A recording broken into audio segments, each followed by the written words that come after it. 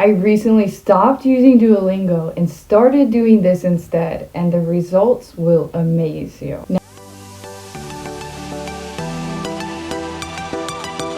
Now you guys know I am working on learning Spanish, but this method can be applied to anybody learning any language. I know a lot of my viewers already speak fluent Spanish, but maybe you want to start speaking English. So try this and see what happens. This method is completely free, and I promise you will see amazing results. So the biggest and first step that I do every day is I have a conversation with ChatGPT.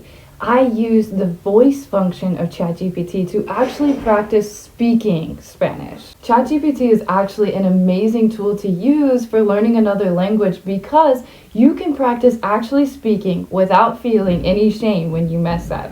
Also, ChatGPT always gives you immediate feedback on what you need to change or fix to speak more fluently. Some of the prompts that I may give ChatGPT would be things like, hey, I live in Chile. I need to learn to speak Spanish fluently, quickly. Can you help me practice a conversation where I am speaking to a medical professional about some problems I'm having? Or another idea may be, hey ChatGPT, can you help me practice a friendly conversation in Spanish with a Chilean friend of mine? Now it's very important that I'm specifying that I want to learn Chilean Spanish because we use a lot of different words here in Chile that are not normally used in places like Mexico or Puerto Rico or something like that.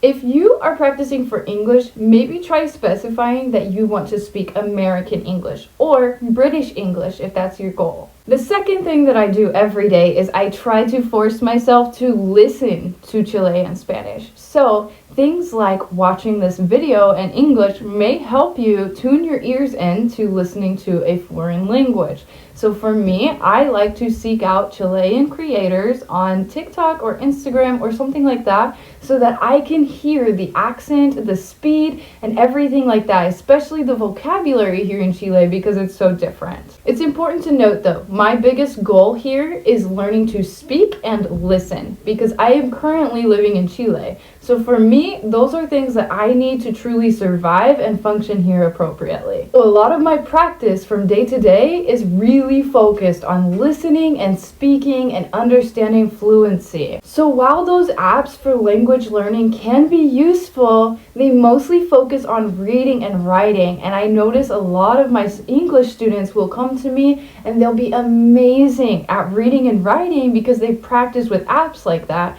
but they don't have the practical skills for speaking or listening, and that is the hardest part of learning a new language. So with using ChatGPT and listening to content creators in your preferred language, you are practicing in real life scenarios with that real life conversational language that many of the apps, they normally just teach you the formal language to get things going. But if you really want to be fluent, you need to focus heavily on the conversational, the normal day-to-day conversations, because they're normally not in the formal context. And lastly, every day I do my best to write messages to my family or friends from my own language in Spanish. So I do not use translator. I do my best to truly try my best to communicate in Spanish through text, so writing. But I do this so that I am pushing myself to figure out how to phrase things. My texts may not be fluent, they may not sound appropriate, but that is a key component of my studying every day is I do try my best to practice some written communication with family or friends that I trust, that I know that they're going to understand what I mean, even though it's not perfect. So that's it. That is my 3-step daily practice for improving my Spanish skills, and it's completely free, and I have seen amazing results. Yesterday I was at the doctor's office and they actually complimented me saying for living here for 1 year, my Spanish is actually really good. I'll be honest, my biggest problem is with the time tenses of like past tense or future or present. But that is a very common issue when you're learning a new language, and it'll get fixed over time. If you like this video, please like and subscribe down below. That will support my channel so much, and I appreciate you guys watching all the way through. If you made it this far, please comment down below and tell me what is the hardest thing for you with learning a new language. I would love to hear. Thank you guys so much. I will see you next week. Have a good one.